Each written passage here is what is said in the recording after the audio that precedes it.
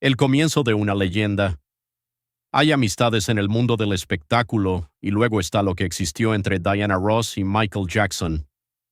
Todo comenzó cuando él era apenas un niño, nervioso y silencioso, buscando algo sólido a lo que aferrarse.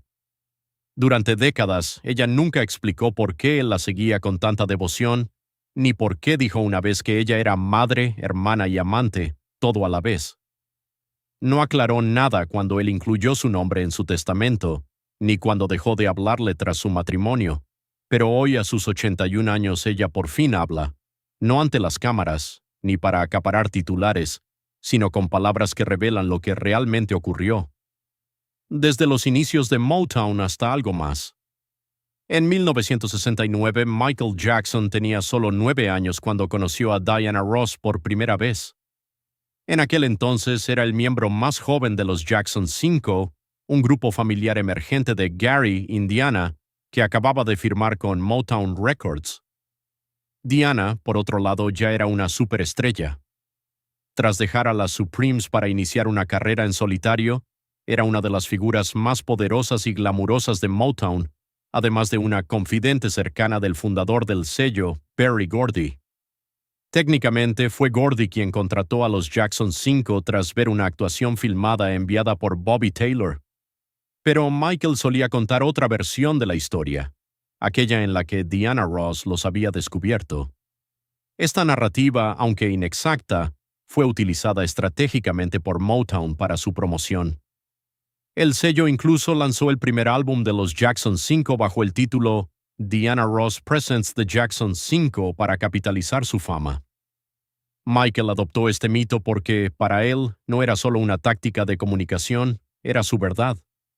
A sus ojos, Diana no solo lo estaba presentando al mundo, lo estaba salvando de la invisibilidad. Mentoría y observación. Su vínculo se formó rápidamente. Cuando los Jackson se mudaron a Los Ángeles, Michael se quedaba con frecuencia en la casa de Diana en Hollywood Hills. Durante estas visitas no se limitaba a relajarse, observaba. Diana Ross no era solo una mentora, era un modelo vivo de lo que él aspiraba a ser. Estudió su sentido del detalle, su forma de ensayar cada movimiento, sus respuestas en las entrevistas y la manera en que ajustaba las luces y los ángulos en el set.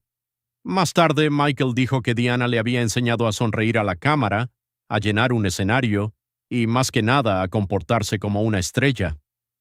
En 1971, Michael lanzó su carrera en solitario mientras seguía actuando con los Jackson 5. Su primera actuación televisiva en solitario no tuvo lugar en un programa de los Jackson, sino en Diana, el especial de máxima audiencia de Diana Ross. Allí cantó Got to Be There y bailó con una seguridad impresionante para su edad. Lo que el público no vio fue el trabajo entre bastidores. Diana lo había preparado con dulzura y esmero. Durante las entrevistas de ese mismo año, Diana describió a Michael como un hijo o un hermano para ella. Él me admira mucho, dijo. Así que intento ser un buen ejemplo. La prensa adoraba esta imagen. La diva segura de sí misma guiando a un joven y tímido prodigio hacia la luz, sentimientos ocultos y de Wiz. Pero a puerta cerrada, los sentimientos de Michael iban más allá de la admiración. La seguía con la intensidad de quien sentía algo más que gratitud. Memorizó sus gestos, su forma de hablar, incluso la manera en que giraba la cabeza en el escenario. Con los años, este vínculo se hizo más visible. El hermano de Michael, Jermaine, afirmó más tarde que Michael adoraba a Diana y la veía como algo más que un miembro de la familia. Mientras el público pensaba que eran como hermanos, quienes conocían de verdad a Michael percibían algo más complejo y tácito. Sin embargo, en aquel entonces no había ni controversia ni especulación pública, solo una conexión discreta y constante entre dos artistas, uno en la cima de su carrera, el otro en el amanecer de la suya. Lo que compartían no era nada escandaloso, pero sí profundamente personal. E incluso entonces se sentaron las bases de un vínculo que duraría décadas, desafiaría definiciones y, con el tiempo, alimentaría una de las relaciones más misteriosas y comentadas de la historia de la música moderna. Convivencia y límites privados.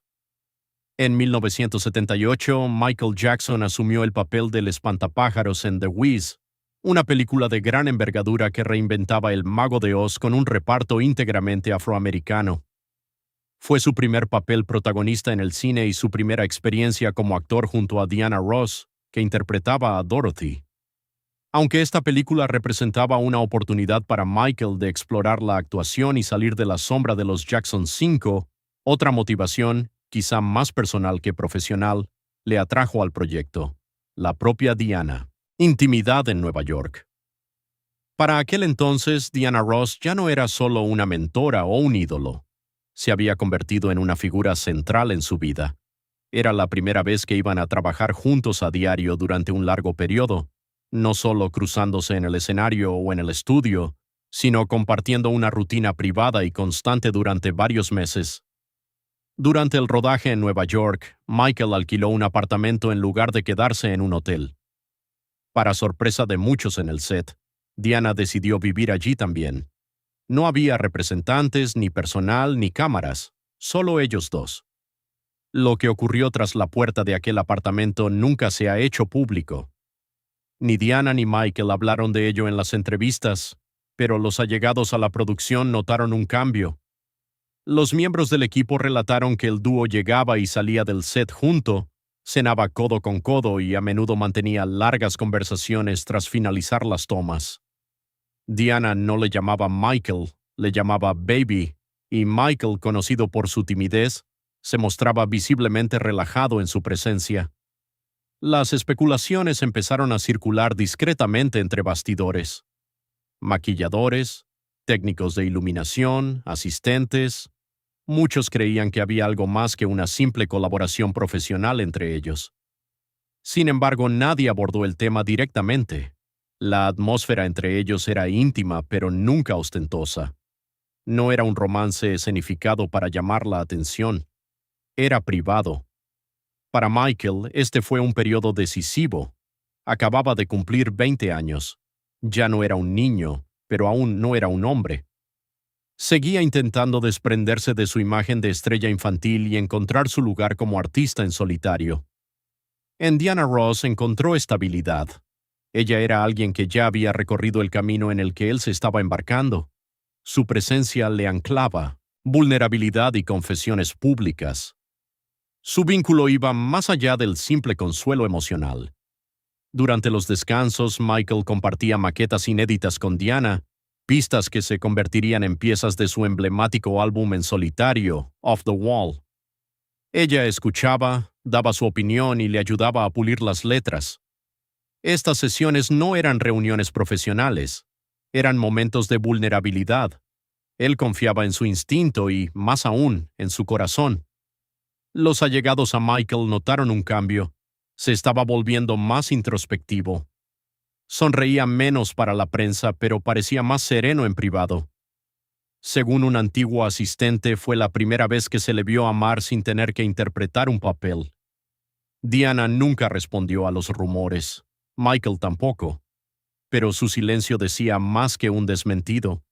Estaban protegiendo algo que ambos comprendían, pero que sabían que era inexplicable. No hubo fotos filtradas a los tabloides, ni confesiones en la prensa. Solo recuerdos compartidos entre ellos y un vínculo que no necesitaba nombre para ser real. Confesión pública y silencio privado. En 1982, Michael Jackson estaba a punto de convertirse en el artista más famoso del planeta. Acababa de terminar la grabación de Thriller, el álbum que redefiniría el pop, batiría récords de ventas mundiales y le convertiría en un icono cultural. El niño que una vez estuvo tímidamente detrás de Diana Ross estaba ahora en primer plano, forjando su propio camino, pero todavía atormentado por una verdad íntima que nunca se había atrevido a pronunciar. Todo cambió durante una entrevista para Ebony ese mismo año. El periodista, que esperaba las habituales respuestas cautelosas de Michael, le hizo una pregunta sencilla. ¿Quién es la mujer ideal para ti? Michael no lo pensó. No esquivó la pregunta. Miró directamente a la grabadora y dijo con claridad: «Es Diana Ross. La amo. Celos y retiro». Se hizo el silencio. Al principio el periodista pensó que era una broma, Pero Michael no sonreía, hablaba en serio. Añadió que si pudiera casarse con alguien en el mundo, sería con ella. En aquel entonces, Michael tenía 24 años. Diana Ross, de 38, ya era madre y se había divorciado 2 veces. La diferencia de edad y la carga emocional tras sus palabras sorprendieron a muchos. Pero a Michael no le importaba. Había guardado sus sentimientos durante años y por fin los había liberado. La declaración circuló rápidamente por los medios. Algunos lo vieron como un resto de admiración adolescente, otros como una estrategia publicitaria. Pero quienes conocían a Michael personalmente sabían que era sincero. Era notoriamente reservado con sus emociones. Que se abriera así solo podía significar una cosa: sus sentimientos eran profundos, antiguos y muy reales. Diana Ross, fiel a su costumbre, guardó silencio. Nunca hizo comentarios públicos. No lo confirmó, pero tampoco lo desmintió. Curiosamente, la prensa no la presionó, como si hubiera un acuerdo tácito. Lo que compartían era demasiado frágil para ser expuesto a la luz del día. Entre bastidores, sin embargo, las lenguas se desataron. Jermaine Jackson, el hermano mayor de Michael, confirmó más tarde lo que muchos sospechaban, que Michael había amado a Diana durante años e incluso la consideraba su novia. Explicó que Michael se ponía celoso cada vez que ella aparecía del brazo de otro hombre, sin intentar ocultarlo ante la familia. Entonces, en 1985, Diana Ross anunció su compromiso con el magnate naviero noruego Arne Næss Jr. y se casaron ese mismo año en Suiza. Fue una ceremonia íntima reservada a la familia y a unos pocos amigos cercanos. Michael Jackson no estaba entre ellos. No acudió a la boda, no envió ningún regalo y no ofreció ningún mensaje de felicitación. Cuando se le preguntó por qué, respondió con una honestidad dolorosa: estaba celoso porque siempre he amado a Diana Ross y siempre la amaré. En las semanas siguientes, Michael se retiró. Sus allegados notaron un cambio sutil pero profundo. Dejó de dar entrevistas, canceló sesiones de estudio, evitó el centro de atención, algo inusual en un hombre que vivía permanentemente en él. El incansable perfeccionista se había vuelto silencioso, introvertido e inaccesible. El lenguaje de la música. El mundo vio entonces a una superestrella en la cima de su gloria, pero entre bastidores había un hombre de 27 años enfrentándose al dolor silencioso de un amor no correspondido. No fue un escándalo, ni un drama, solo la comprensión de que la mujer a la que había admirado, idealizado y quizá incluso esperado, llamaría ahora a otro hombre su marido. Nadie culpó a Diana. Tenía derecho a vivir su vida, a casarse, a elegir su camino. Pero para Michael, el sufrimiento no venía de la pérdida. Venía del hecho de que seguía amándola, sabiendo que ella nunca sería suya. A partir de ese momento, Michael cambió. Nunca volvió a hablar de amor en público. Ya no mencionó a Diana Ross en ninguna entrevista, ni como amiga ni como colega, incluso cuando se le preguntaba. Pero quienes le rodeaban sabían una cosa: en esos momentos de vulnerabilidad, cuando se recluía en sí mismo, ella era siempre la primera persona en la que pensaba. La música habla. Cuando Michael Jackson lanzó Dirty Diana en 1987, el público imaginó inmediatamente a una mujer seductora, audaz y peligrosa. Pero la elección del nombre Diana no fue casualidad. Para quienes habían seguido a Michael desde sus inicios, esta canción no era solo un tema, era una señal. Durante años Michael negó que Dirty Diana fuera dirigida a alguien en particular. Explicó que el personaje era ficticio, una representación de las mujeres que orbitan alrededor de las celebridades con la esperanza de manipularlas. Pero el momento elegido intrigó a muchos. Los derechos de autor de la canción se registraron exactamente el día de la boda de Diana Ross con Arne Næss Jr. Esta coincidencia era demasiado perfecta para ser ignorada. Según sus allegados, incluido su hermano Jermaine, la canción expresaba un dolor contenido durante mucho tiempo. No ira hacia la propia Diana, sino la frustración de una pérdida personal que no podía traducir en palabras. Nostalgia y el testamento final. Unos años más tarde, en 1991, Michael lanzó Remember the Time. El tono cambió radicalmente. Donde Dirty Diana ardía en tensión y deseo, Remember the Time es dulce, nostálgica, casi tierna. Y esta vez, Michael no negó nada. Según varios amigos y colaboradores, la canción es un discreto tributo a un amor que nunca vio la luz, un recuerdo precioso imposible de revivir. En el videoclip de Remember the Time, Michael interpreta a un hombre en un antiguo palacio egipcio que intenta seducir a una reina distante y todopoderosa. La mujer no tiene nombre, pero para quienes conocían a Michael, la inspiración era clara. Jermaine Jackson afirmó públicamente que Michael había escrito la canción para Diana Ross, y tenía sentido. La letra no es amarga, no reprocha nada. Simplemente hace una pregunta. ¿Te acuerdas? No se esperaba respuesta. El acto de hacer la pregunta era suficiente. Estas dos canciones expresan emociones opuestas. Una ira nacida del deseo, la otra un arrepentimiento agridulce, pero ambas apuntan hacia la misma mujer, Diana. En esta etapa de su vida, la música se había convertido en el único lenguaje que Michael todavía se atrevía a usar para decir lo que no podía expresar en voz alta. Nunca volvió a declarar su amor públicamente, ni mencionó su relación en las entrevistas, pero cada nota, cada palabra, conllevaba una emoción que no podía vivir abiertamente. Para cualquiera que haya amado alguna vez a alguien desde la distancia, alguien a quien nunca pudo tener de verdad, la música se convierte en el único refugio donde ese amor puede existir. Y para Michael, la música fue su última carta de amor, la que nadie podía prohibirle escribir. El testamento, el santuario y lo que ella finalmente confesó. En 2002, Michael Jackson actualizó su testamento.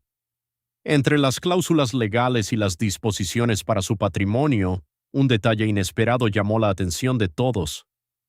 Si su madre, Katherine Jackson, ya no podía cuidar de sus hijos, la siguiente persona designada como tutora legal era Diana Ross.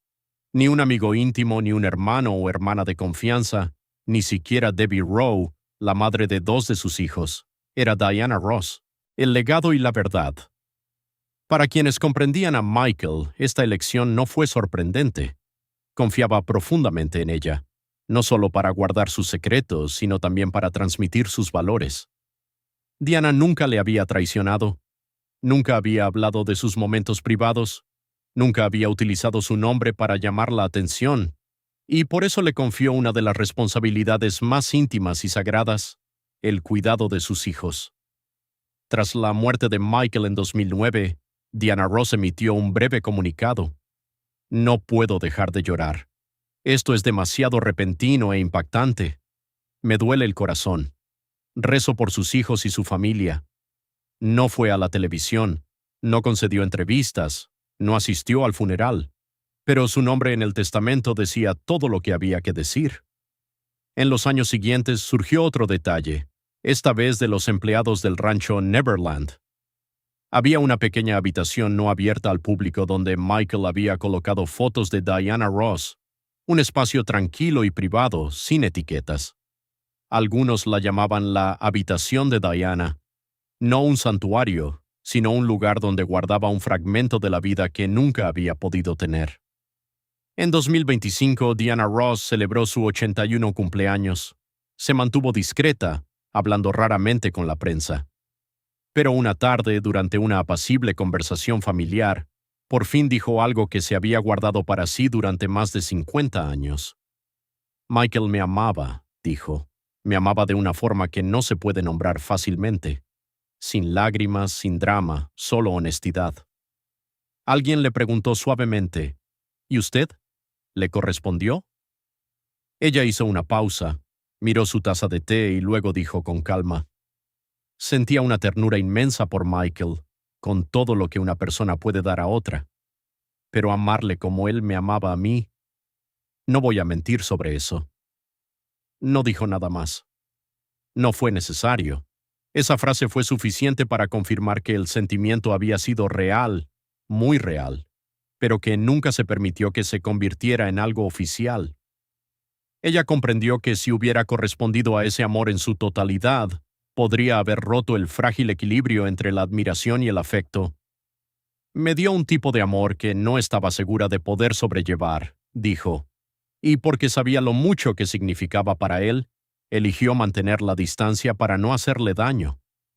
Cuando se recorre la historia desde su primer encuentro hasta su convivencia durante The Wiz, pasando por las confesiones públicas, su ausencia en la boda de ella, las canciones en clave, el testamento y esa habitación silenciosa en Neverland, todo cobra sentido. No fue un romance ordinario, no fue un cuento de hadas, fue un vínculo de por vida, siempre presente, nunca plenamente reconocido, pero imposible de borrar. Reflexiones finales. ¿Crees que Michael Jackson amó realmente a Diana Ross o fue algo más complejo que el amor? Haznoslo saber en los comentarios. Si esta historia ha cambiado tu forma de ver a las leyendas de la historia de la música, suscríbete a nuestro canal y dale a me gusta a este vídeo. Estamos desenterrando la historia que intentaron ocultar. Planta las semillas del futuro con nosotros. El próximo tesoro se revelará pronto.